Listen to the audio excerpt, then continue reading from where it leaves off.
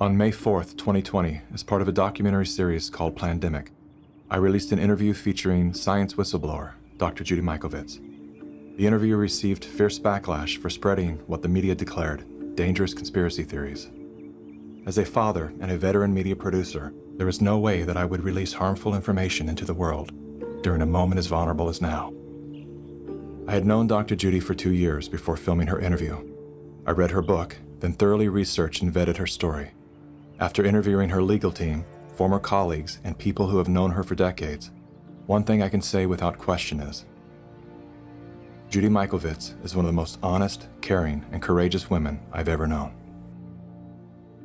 Why then would the most powerful forces of big tech, politics, media, and medicine go to such extreme measures to silence her voice all over the world? And why did all of the debunkers invest so much ink and airtime defaming Dr. Judy's character while avoiding very real revelations pertaining to patents, conflicts of interest, and the deadly corruption pervading our global health organizations? To get to the bottom of these questions, as well as many others, I've spent the last several weeks interviewing scholars from all over the world, among them top doctors, distinguished scientists, and Nobel laureates. I also sat down with Dr. Judy for a follow-up interview and to give her the opportunity to respond to critics. You can see that full interview on the Plandemic website. While you're there, make sure to dive down the rabbit hole, where you'll find additional videos, documents, and scientific studies that support the claims and perspectives put forth in the Plandemic series. Here are a few highlights from my follow-up interview with Dr. Judy. What do you have to say to the people who have tried to minimize your involvement with HIV by stating that you were at the bottom of the totem pole, 13th author of a 13-member group of scientists? Well, the 13th author is the senior author, so that means they're the most important author.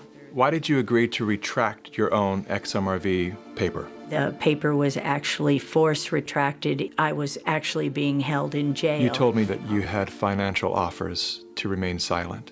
If you simply say you made a mistake and promise never to say another word, you can keep everything. You'll get all of your grants. You'll get everything back, millions of dollars. You'll get publication and funding. My lawyer said, that's the best offer you're going to get. I said, you don't understand me. I don't need an offer. I've already lost everything. If I thought even one child or one grandma was injured or killed because I didn't do something, that would have ended my life as I know it. There was no money you could ever pay me to get me to cover this up. I will never stop telling the truth.